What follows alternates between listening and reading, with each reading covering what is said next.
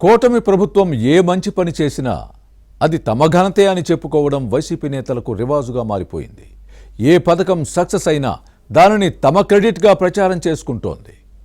చేసిందేమీ లేకపోయినా మంచి ప్రాజెక్టుల్ని తమ ఖాతాలో వేసుకునే ప్రయత్నంలో ఉంది. విశాఖ భోగాపురం విమానాశ్రయం విషయంలో ఇదే జరుగుతోంది. సంక్రాంతి ముందు విశాఖలో భోగి మంటలకు బదులు భోగాపురం మాటల మంటలు ఎందుకు మండుతున్నాయి?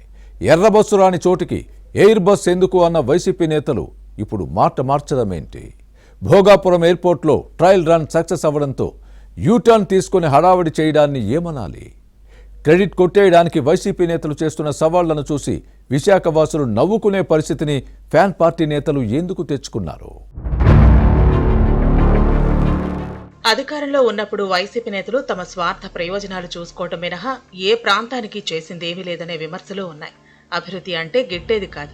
దీంతోనే గత ఎన్నికల్లో అధికారం కోల్పోయింది. పవర్లోకి వచ్చిన కూటమి ప్రభుత్వం ప్రగతిని పరుగులు పెట్టిస్తోంది. తాము చేయలేకపోయిన పనులను కూటమి నేతలు చేసి చూపిస్తున్న క్రమంలో కంటగింపుగా మారింది. తామేమీ చేయలేదు, కూటమి చేసిన మంచి ప్రాజెక్టులను తమ ఖాతాలో వేసుకుని సంతృప్తి చెందే ప్రయత్నంలో ఉన్నారు ఫ్యాన్ పార్టీ నేతలు. విశాఖ భోగాపురంలో అంతర్జాతీయ విమానాశ్రయం శరవేగంగా నిర్మాణం జరుగుతోంది. ఏపీలో ఇదే అతిపెద్ద ఎయిర్పోర్ట్. ఇప్పటికే 94% పనులు పూర్తయ్యాయి. మిగిలిన వర్క్స్ ను సాధ్యమైనంత త్వరగా పూర్తి చేసే దిశగా కూటమి ప్రభుత్వం చర్యలు చేపట్టింది. ఇటీవల ట్రయల్ రన్ నిర్వహించింది. ఈ ఏడాది జూన్ చివరిలో జాతికి అంకితం చేయాలని ప్రభుత్వం లక్ష్యంగా పెట్టుకుంది. ఈ విమానాశ్రయంపై ఇప్పుడు కూటమి వైసీపీ నేతల మధ్య క్రెడిట్ వార్ జరుగుతోంది. ఈ ఘనత తమదంటే తమదని రెండు పక్షాలు ప్రచారం చేసుకుంటున్నాయి. వైసీపీ పాలనలో ఈ సమెత్తు పని జరగకపోయినా ఇప్పుడంతా తామే చేశామని గొప్పలు చెప్పుకుంటోంది. కూటమి ప్రభుత్వం ఏది చేసినా ఆ ఘనత వారికి దక్కకూడదన్నదే వైసీపీ వ్యూహంగా కనిపిస్తోంది. ప్రభుత్వానికి మంచి పేరొస్తే తమకు పుట్టగతులు ఉండవన్న ఉద్దేశంతోనే ఫ్యాన్ పార్టీ నేతలు పనిగట్టుకుని ఎన్డీఏ సర్కార్పై దుష్ప్రచారం చేస్తున్నారన్న విమర్శలు ఉన్నాయి. విశాఖలో ప్రస్తుతం ఉన్న విమానాశ్రయం తూర్పు నౌకాదళం ఆంక్షలతో నడుస్తోంది. నేవీ అవసరాలకు ఒకవైపు వాడుకుంటూ మరోవైపు పౌర విమానాలను అనుమతిస్తున్నారు. ఈ ఇబ్బందులను అధిగమించడానికి 2015లో అప్పటి ముఖ్యమంత్రి చంద్రబాబు దేశంలో ఎక్కడా లేని విధంగా సముద్రం పక్కనే భోగాపురంలో విమానాశ్రయం నిర్మించాలని ప్రతిపాదించారు. అప్పట్లో కేంద్ర పౌర విమానయాన శాఖ మంత్రిగా అశోక్ గజపతిరాజు ఉండటంతో వెంటనే ఆ ప్రతిపాదన కార్యరూపం దాల్చి అవసరమైన అనుమతులు తీసుకున్నారు. 2019 ఫిబ్రవరిలో భోగాపురం విమానాశ్రయం నిర్మాణ బాధ్యతలు జీఎంఆర్ గ్రూపునకు అప్పగించి శంకుస్థాపన చేసింది టీడీపీ ప్రభుత్వం. ప్రతిపక్షంలో ఉన్నప్పుడు వైసీపీ అధ్యక్షుడు జగన్తో పాటు పార్టీ నేతలు దీనిపై విషం చిమ్మారు. ఎర్రబస్సు రాని చోట ఎయిర్ బస్సులు ఎందుకు అని అవాకులు చవాకులు పేలిన విషయాన్ని గుర్తుపెట్టుకోవాలి. ప్రతిపక్షంలో ఉన్నప్పుడు భోగాపురంలో పర్యటించిన జగన్ విమానాశ్రయానికి భూములు ఇవ్వద్దని రైతులను రెచ్చగొట్టిన విషయాన్ని గుర్తుపెట్టుకోవాలి. కొందరితో కోర్టులో కేసులు వేయించి ఆటంకాలు సృష్టించారన్న ఆరోపణలు ఉన్నాయి. ఇలా విమానాశ్రయ నిర్మాణానికి అడుగడుగున అడ్డం పడినా వీటన్నిటినీ అధిగమించిన చంద్రబాబు 2703 ఎకరాల భూమిని సేకరించారు. జగన్ ప్రతిపక్షంలో ఉన్నప్పుడే కాదు, 2019లో అధికారంలోకి వచ్చిన తర్వాత కూడా భోగాపురం విమానాశ్రయం పనులు జరగకుండా అడ్డుపడ్డారు. 2024 ఎన్నికలు దగ్గర పడుతున్నాయని గుర్తించి చంద్రబాబు శంకుస్థాపన చేసిన దానికే 2023లో మరోసారి కొబ్బరికాయ కొట్టారు జగన్. వైసీపీ వ్యవహారం చూసిన వారు ఓ తెలుగు సినిమాలో చెల్లికి కావాలి పెళ్లి మళ్లీ మళ్లీ అనే పాపులర్ డైలాగ్ ను గుర్తు చేసుకుంటున్నారు.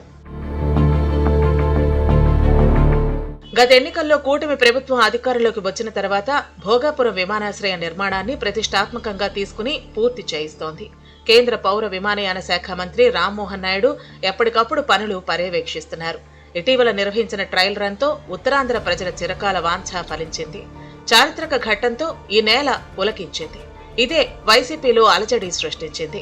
క్రెడిట్ వార్లో భాగంగా జగన్తోనే భోగాపురం ఎయిర్పోర్టు కళ సాకారమైందని డబ్బా కొట్టుకోవడం విమర్శలకు తావిచ్చింది.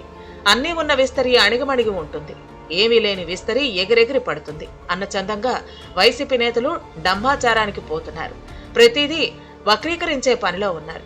భోగాపురం ఎయిర్పోర్టును పూర్తి చేసిన ఘనత తమదేనని, దీనిపై ఎలాంటి చర్చకైనా సిద్ధమని మాజీ మంత్రి గుడివాడ అమర్నాథ్ సవాల్ విసరడాన్ని చూస్తే దీన్ని తమ ఖాతాలో వేసుకోవాలని తాపత్రయం పట్టం మినహా చేసిందేమీ లేదన్న విషయం ఫ్యాన్ పార్టీ నేతలు మనసుకు తెలియని విషయం కాదు. ఈ క్రెడిట్ కూటమికి దక్కితే వైసీపీ కూసాలు మరింతగా కుంగిపోతాయి, వాసాలు ఇంకా ఎక్కువగా విరిగిపోతాయన్న ఉద్దేశంతో భోగాపురం విమానాశ్రయంపై అతిగా స్పందిస్తున్నారనే వాదనలు ఉన్నాయి. ఈ విమానాశ్రయంపై చర్చకు సిద్ధమన్న గుడివాడ అమర్నాథ్ తీరుపై విశాఖ వాసులు నవ్వుకుంటున్నారు. గతంలో హేళనగా మాట్లాడిన వారే ఇప్పుడు ఇది వైసీపీ ఘనత అనే డప్పులు కొట్టుకోవడాన్ని తప్పు పడుతున్నారు. ఫ్యాన్ పార్టీ పాలనలో విశాఖలో కట్టిన బస్బేలు, రామకృష్ణ బీచ్లో వేసిన ఫ్లోటింగ్ బ్రిడ్జి గుర్తు చేసుకుంటున్నారు. ఎంతో ఆర్భాటంగా విశాఖలో పలు చోట్ల భారీగా ప్రజాధనం ఖర్చు పెట్టి నిర్మించిన బస్బేల్లో ఒకటి ప్రారంభానికి ముందే కుప్పకూలింది. అదృష్టవశాత్తు అక్కడ ప్రయాణికులు ఎవరూ లేకపోవడంతో ప్రాణ నష్టం తప్పింది.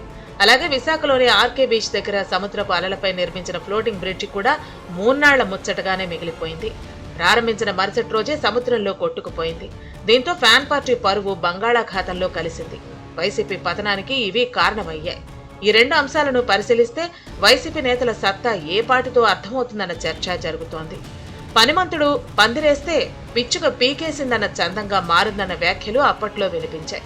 కేవలం చిన్న బస్పై ఫ్లోటింగ్ బ్రిడ్జిని నిర్మించలేని ఫ్యాన్ పార్టీ నేతలు భోగాపురం ఇంటర్నేషనల్ ఎయిర్పోర్టు నిర్మాణం తమ ఘనతే అని ప్రచారం చేసుకుంటే విశాఖవాసులు నమ్మేంత తెలివి తక్కువ వారేమీ కాదు. ఈ విషయాన్ని వైసీపీ నేతలు మర్చిపోతే వారికే నష్టం. అంతేకాదు, పిచ్చి పిచ్చి సవాళ్లు విసిరి ఫ్యాన్ పార్టీ నేతలు తమ పరువును తామే తీసుకుంటున్నారని రాజకీయ వర్గాల్లో వినిపిస్తోంది. మరి విశాఖవాసుల మనోభావాలను గుర్తించి ఇప్పటికైనా ఫ్యాన్ పార్టీ నేతలు హుందాగా ప్రవర్తిస్తారో లేదో చూడాలి.